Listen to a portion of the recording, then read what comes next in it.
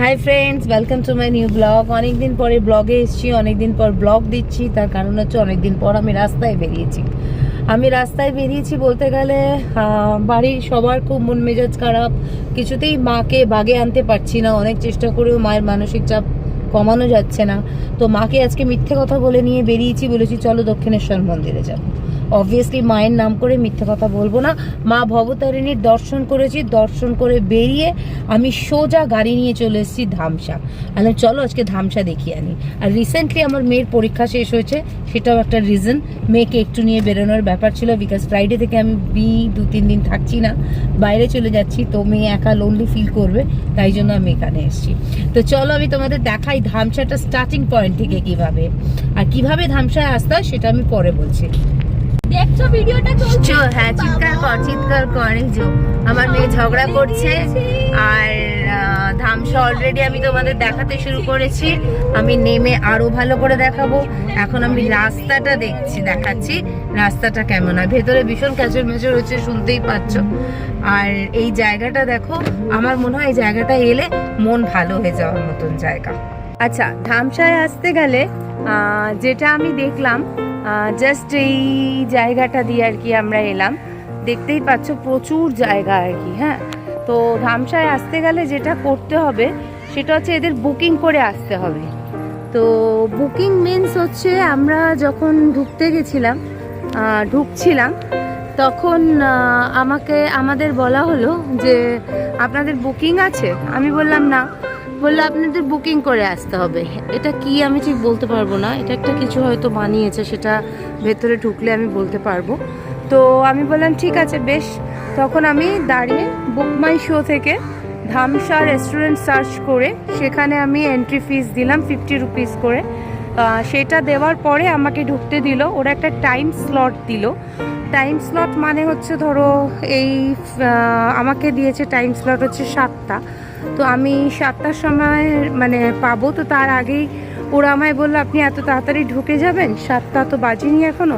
আমি ঢুকতে দিন, ভেতরটা জায়গাটা তো ঘুরে ঘুরে দেখার ব্যাপার আছে, তো সেটা নয় দেখবো। বললো ঠিক আছে, তাই জন্য ওরা আমাকে ঢুকতে দিয়েছে। এই যে ধামসা ট্রাইবাল কিচেন, এইটা হচ্ছে ওদের রেস্টুরেন্টটা। এখানে আমি কোনো প্ল্যান করে আসিনি আজকে আমি হঠাৎ করে আমার মনে হয়েছে যে মেয়েকে নিয়ে একটু বেরোনো উচিত, যেটা আমি আগেও বললাম যে বিকজ আমি ফ্রাইডে থাকছি না। My daughter is very busy for clicking. আচ্ছা, আর এইটা হচ্ছে ধামসা রেস্টুরেন্টটা। আমি মাকে নিয়ে এসেছি এই কারণে, কারণ বাবা চলে যাওয়ার পর থেকে মা বেরোয় না কোথাও। মা নিজেরও হার্টে স্টেন্ট বসেছে, তো মার একটু চেঞ্জের দরকার। যেখানেই বলছি সবাই বলছে একটু চেঞ্জ করো, তাই জন্য। দেখো কি সুন্দর, কোথাও একটা কোকিল ডাকছে। বাহ, আমার অনেক দিনের ইচ্ছে ছিল এখানে মাকে একবার নিয়ে আসার, কারণ মা না চাষবাস ভীষণ পছন্দ করে। এই দিকটা ওদিকটা করে আমি এখন হয়তো সন্ধ্যা হয়ে যাবে বলে আমি পুরো জায়গাটা ঘুরতে পারবো না। এখানটায় গেলে না মানে পুরো চাষের একটা জমি আছে, সেইটা আমি দেখাবো। আর এটা হচ্ছে এই ধামসা রেস্টুরেন্টটা। এটা একটা মানে কি বলবো, মাদল, আমি ঠিক বলতে পারবো না বাদ্যযন্ত্রটার নাম, ওই মানে ট্রাইবালরাই বাজায়, ধামসা মাদল বলে বোধহয়, খুব সম্ভবত সেইটা। এখানে প্রচুর স্ট্যাচু আছে। আর সামনে ঢোকার মুখটা হচ্ছে ঠিক এই রকম, এই যে বড় বড় দুটো পাখা। আর এইটা হচ্ছে আমাদের ধামসা মাদলের মেন অ্যাট্রাকশন। যখনই আমরা গুগল সার্চ করি তখন আমরা দেখতে পাই যে এখানে এই স্ট্যাচুগুলো রয়েছে। আর এই স্ট্যাচুগুলো হচ্ছে ভীষণ অ্যাট্রাকটিভ। বেশ কেউ ঢোল বাজাচ্ছে, এখানেও আছে। তার সঙ্গে আমাদের ফেমাস ট্রাইবাল আদিবাসী নৃত্য, সাঁওতাল নৃত্যর 3টে স্ট্যাচু। কেউ করতাল বাজাচ্ছে। It's amazing look actually. I don't know মানে ফুড ফ্লেভার কীরকম হবে, বাট জায়গাটায় এসে বেশ ভালো লাগছে। আর বিশেষ করে যদি শীতকালে তোমরা আসতে পারো তাহলে খুবই ভালো হয়, কিন্তু অনেকেই আছো যারা শীতকালের জন্য জায়গাটাকে চুজ করে রাখতে পারো, যে শীতের সময় এসে বসে এখানে বিন্দাস একটা দিন কাটাবে।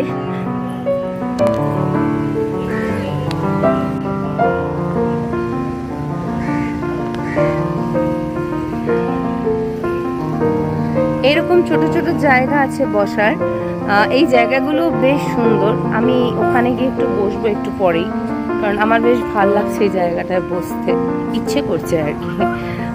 তো লাইটসগুলো দেখো কি দারুণ দারুণ দিয়েছে।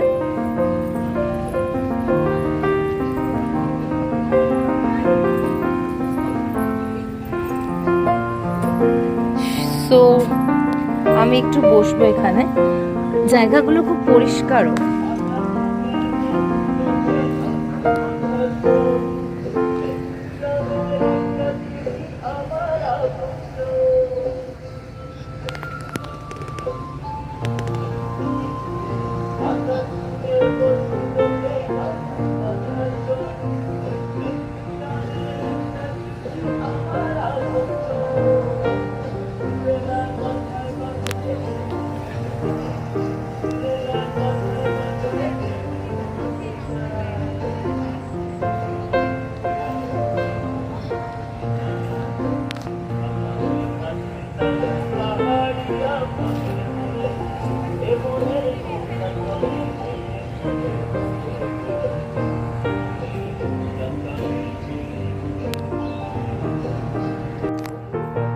কেউ যদি শীতকালের জন্য না বসেও গরমকালেও আসো, এত গাছগাছালি যে তোমার সত্যি ভালো লাগবে।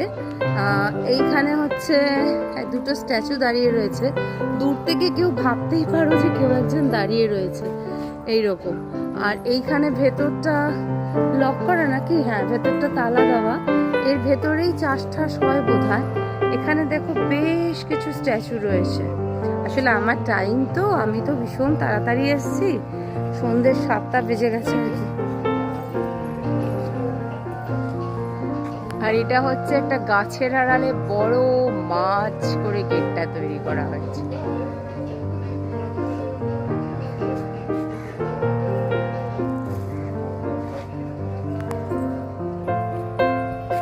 এখানে আছে হচ্ছে ছোট্ট ছোট্ট কুড়ে ঘর টাইপের মাটির বাড়ি। এই যে সুন্দর দেখতে মাটির বাড়ি, আমার মনে হয় যারা স্টে করে আর কি, এগুলো হয়তো তাদের জন্য, মানে কটেজ টাইপের। আর এখানে এই যে ছোট্ট ছোট্ট মাটির বাড়ি রয়েছে।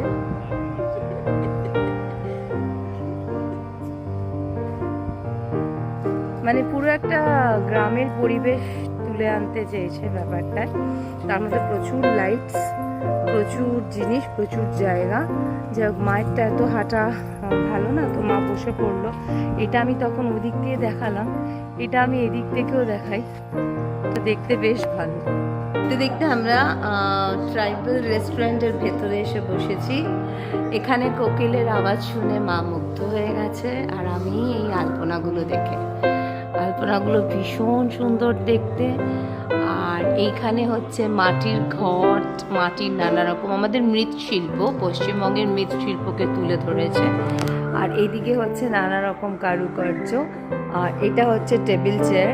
বাইরে একটু গরম পেলেও ভেতরটাতে এসি, অতএব খুব একটা অসুবিধা হবে না যখনই আসুন না কেন। আর অর্ডার দিতে হয় খাওয়ার, মা তো কিছু খাবে না, মায়ের কিছু সব খাওয়া বারণ। তো জেনারেলি আমি আর শাইনি, মানে আমরা ঘুরতে এসে খেতে বসেছি এরকম একটা ব্যাপার। আমি প্রথমে ভেবেছিলাম ঘুরে চলে যাব, তারপরে ঠিক আছে 7টা থেকে বুকিং যখন হয়েইছে তাহলে একটু টেস্ট করাই যায় ট্রাইবাল ফুড। তো চেয়ার টেবিলগুলোর ওপরে একটা সুন্দর করে গামছা দিয়ে সাজানো, যেটাও ওয়েস্ট বেঙ্গলেরই একটা কালচার, তো সেটাও তুলে ধরেছে ওরা এখানে। তো ওভারঅল পয়েন্ট হিসাবে আমি এখনো পর্যন্ত খুব ভালো বলবো। তারপরে দেখি একটা একটা করে জিনিস আরো করে। আমরা এখানে ট্রাইবাল ফুড খাবো বলে ঠিক করেছিলাম, তো অর্ধেক জিনিস সকালবেলাতেই শেষ হয়ে গেছে। তো সকালে এলে অনেক রকমের খাবার পাওয়া যায়। তো আপাতত আমি যেটা অর্ডার করেছি সেটা হচ্ছে আম পোড়া শরবত। এই গরমে আম পোড়া শরবতটা খেয়ে বিশ্বাস করো প্রাণ একেবারে জুড়িয়ে গেল।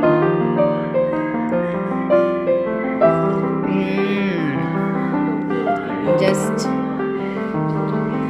অসম। আর এটা হচ্ছে ধামসার লিস্ট আর কি, ট্রাইবাল কিচেনের। এখানে আমি তোমাদের একটু করে মেনুটা দেখাচ্ছি যাতে তোমাদের একটু আইডিয়া থাকে মেনুর ব্যাপারে, কি কি পাওয়া যায়, কিরকম রেঞ্জ।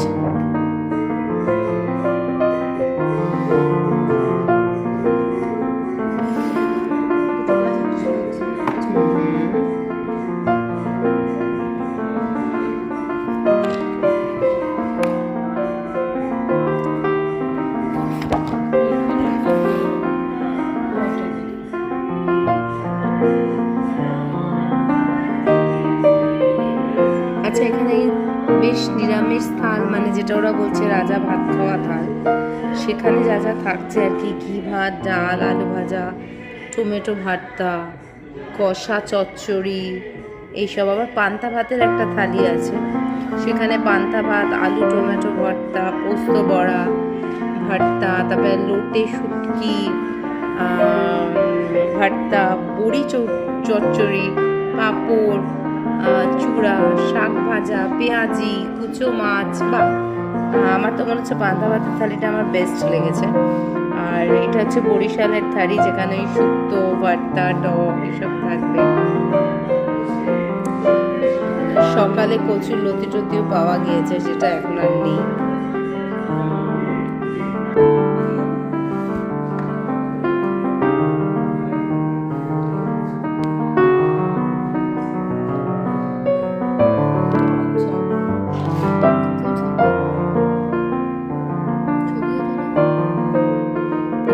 রিভিউ দেবে যে বাঁশপুরা চিকেন আর বাঁশপুরা বিরিয়ানি ওই প্রথম খাচ্ছে, ও কেমন খাচ্ছে বলো,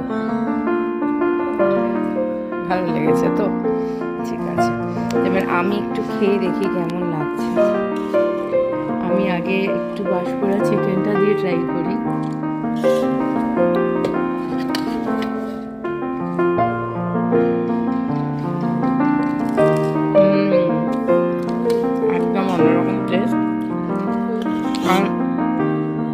বিরিয়ানির মধ্যে দেখো কতগুলো মাংস, অনেকগুলো চিকেন আছে। আর আমার মা তো কিছু খাবে না, তার সাথে আমরা একটা ভেজ জিনিস অর্ডার করেছি, সেটা হচ্ছে মুসুরির ডালের বড়ার একটা রেসিপি।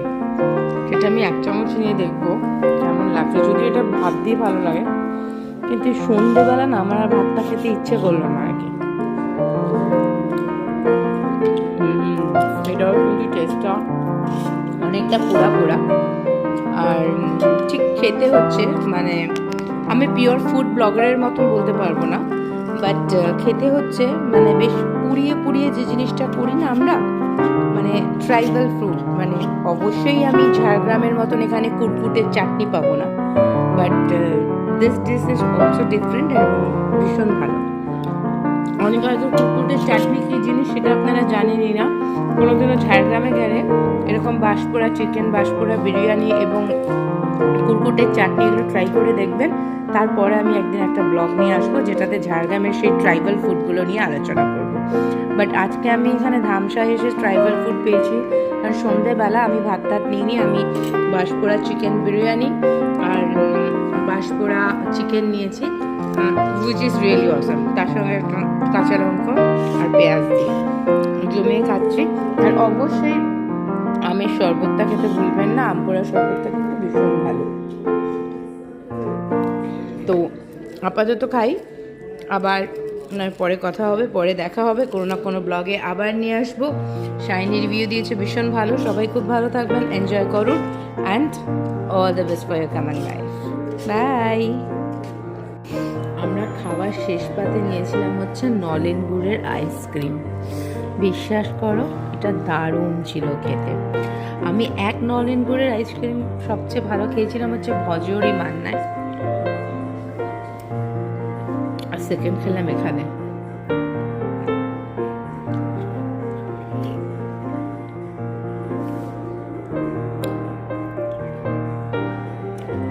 এই রাস্তাটা ধরেই এসছিলাম, এখন আমাদের ফেরার পালা। তোমাদের সবটা শেয়ার করেছি। ধামসা কি জিনিস, মানে আমি অনেকের মুখ থেকে অনেক কিছু শুনেছি, আমি রিভিউ নিয়েছি, রিভিউ দেখেছি, কিন্তু বিশ্বাস করো আমি নেটে খুব একটা বিশ্বাসী নই কে কত রিভিউ দিচ্ছে, পয়েন্টস দিচ্ছে। বাট ইন মাই ওপিনিয়ন অবশ্যই এসো, অবশ্যই এসো, জায়গাটা ঘুরে দেখো। আমাদের সবচেয়ে কাছে মানে নিউ টাউনের মতন জায়গায়, আমার বাড়ি নিউ টাউনে বলে আমি হয়তো কাছাকাছি বলছি, কিন্তু যারা দূরে থাকো তাদের জন্য একটা খুব ভালো আউটিং হয়ে যাবে। এখানে থাকার কোনো ব্যবস্থা নেই, এখানে হোমস্টে নেই, কিচ্ছু নেই। এখানে হচ্ছে বুকিং করে এসে নয় লাঞ্চ নয় ডিনার কিছু একটা করতে হবে, কিন্তু বাকি যে পুরো এনভায়রনমেন্টটা সেটা কিন্তু ভীষণ ভালো। আর এরকম একটা ফাঁকা নির্জন জায়গায় বেশ কিছুক্ষণ সময় কাটিয়ে দেওয়া যায় শুধু বসে আড্ডা মেরে গল্প করে। ফ্যামিলি নিয়ে এসো, বন্ধুদের নিয়ে এসো, কিন্তু অবশ্যই জায়গাটা ভিজিট করো। It's a very good place. আজকের ব্লগ এখানেই শেষ করলাম, টাটা।